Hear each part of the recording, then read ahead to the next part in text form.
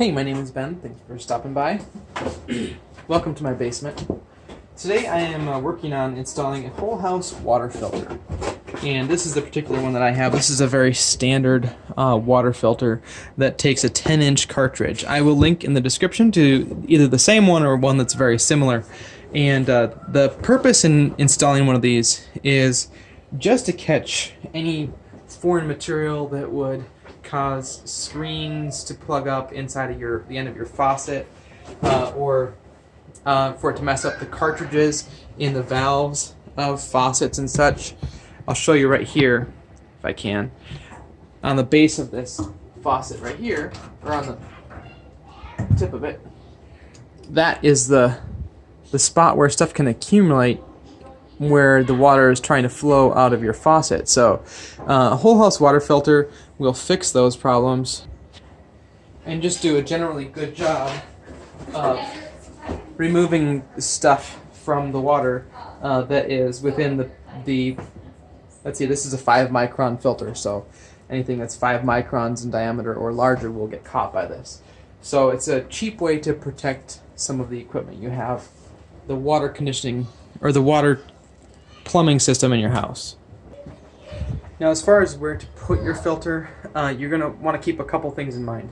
First, you want to have it filter basically cold water coming into the house, with the exception of your outdoor hydrants. So like the hydrants that you would water your grass with and things like that. I wouldn't recommend running that through your filter because it's just going to be a lot of water volume, and there's really not much that you're protecting outside.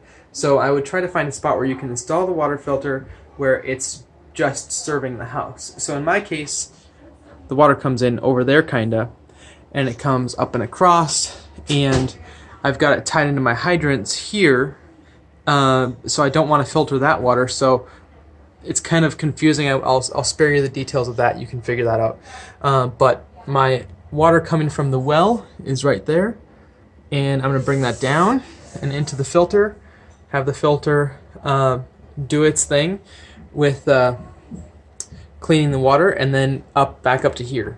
So that's kind of the concept. You want it to filter everything for the house, but not for high water volume applications like outdoor spigots and stuff like that. Before you do anything, make sure you turn off your main water valve coming into the house. So wherever your main water line comes in, whether it be a ball valve or one that you have to thread shut, gate valve.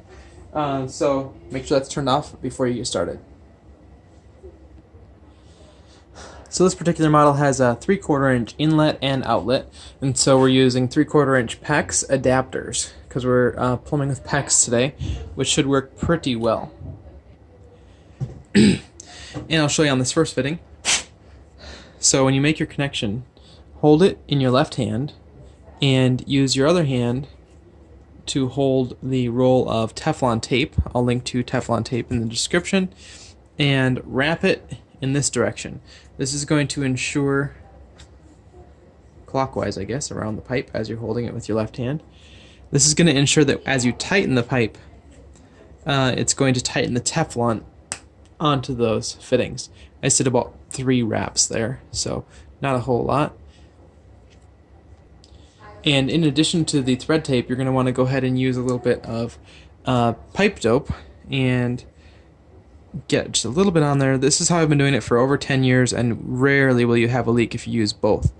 Put the thread tape on first and then the pipe dope, and get a nice even coat, but not too much. If you put too much on, it just ends up squeezing out and making a mess. There goes my fitting. Go ahead and thread this in here. Now, I'd always start these with your fingers to make sure that they start straight, especially these plastic fittings. They tend to be a lot easier to cross thread. Now I'll grab a crescent wrench. Make sure that you don't over tighten fittings. So anytime you're threading a fitting into a plastic housing, you really just got to get it snug, but not too tight. Because if you tighten this very much, it can split out the plastic and you'll end up with a unusable whatever it was that you were threading into. Now it helps that we're threading a plastic fitting in. You should always try to use a plastic fitting to thread into a plastic female threaded fitting, because if this is metal, it's a lot more likely that it's going to cause it to split. So get that snug, and we'll do the same on the other side. When you're getting ready to place this thing, make sure you pay attention to the direction of flow. In this case, it's going this way. So when I mount this on the wall, I want to make sure that I bring my inlet pipe here and outlet over here. Pretty simple, but pay attention to it. So we're using 3/4 inch PEX, as I said, and this is a 3/4 inch crimping tool, and we're using copper crimp rings. There are two different styles. You can use stainless steel crimp rings too, and a different style crimper tool. I'll link in the description to basic PEX supplies you may need in case you're gonna do some PEX work. So I've got some fittings already done up here, and I'm just in the process of crimping them. Now after you crimp them, you can actually still move them.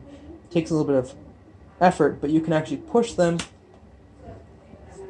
and get them to rotate still after they've been crimped. So we'll get this kind of close here, leaving about, what was that, an 1/8 inch gap from the end of the crimp ring. I'll let you have a close up here in a second. Alright, so you can see I have about maybe an 1/8 of an inch here between the edge of the crimp ring and the fitting. So there you have it. We're in progress. We're going to mark out our location and use a couple of lag bolts. These are 1/4 inch lag bolts, and you can get these at the hardware store, but that should work quite well. It's about the right size. So we'll mark that out and pre-drill some holes. Alright, so we've got our holes marked out here. We need about the head of this bolt to stick out about 1/4 inch, and I pre-drilled little pilot holes. There we go.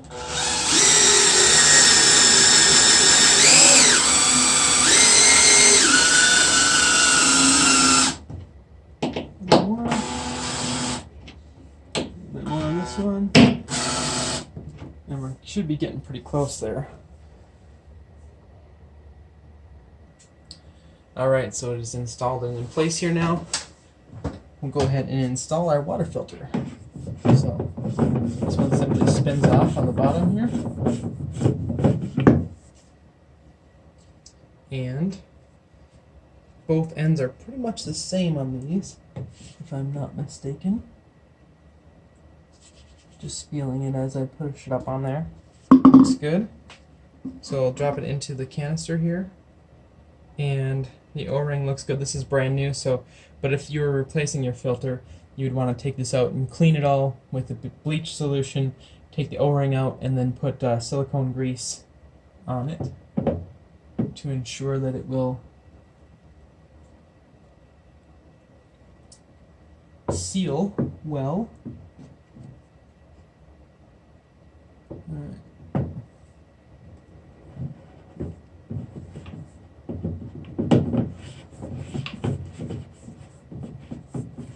Getting this started here.